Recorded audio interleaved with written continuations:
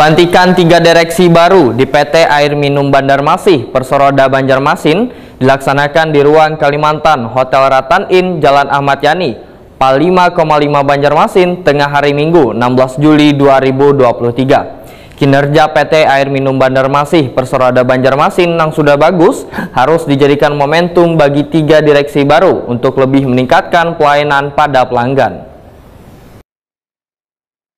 Kebocoran banyu barasi di perusahaan air minum Banjarmasin masih sangat tinggi, yaitu sesuai dengan audit BPKB tahun 2023 sebesar 30,8%.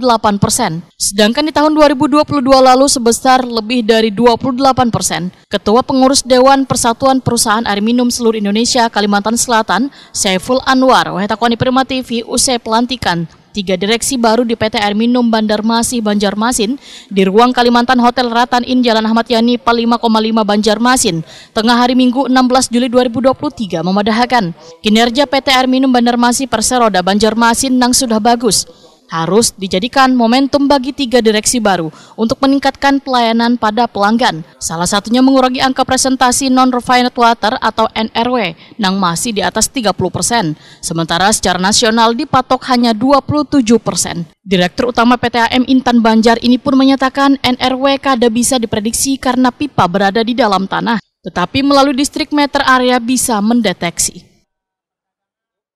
NRW ini suatu keajaiban yang tidak bisa terdeteksi kan, pipa itu dalam tanah, kecuali dalam arti saat sekarang ini kan ada pengukurnya adalah distrik meter area.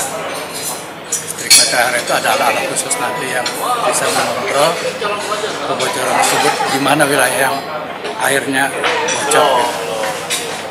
Kira-kira itu ya.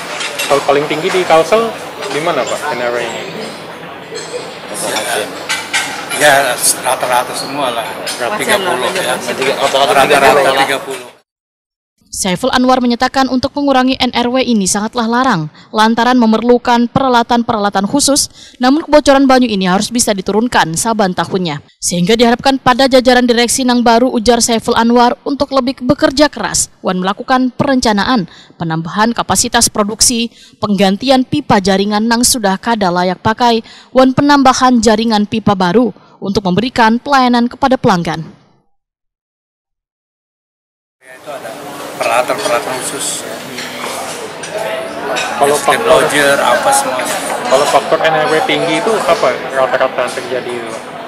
Ya karena kebocoran tadi bisa aja pipa di dalam tanah yang tidak terlihat kan, bisa juga reservoir, bisa juga WTP.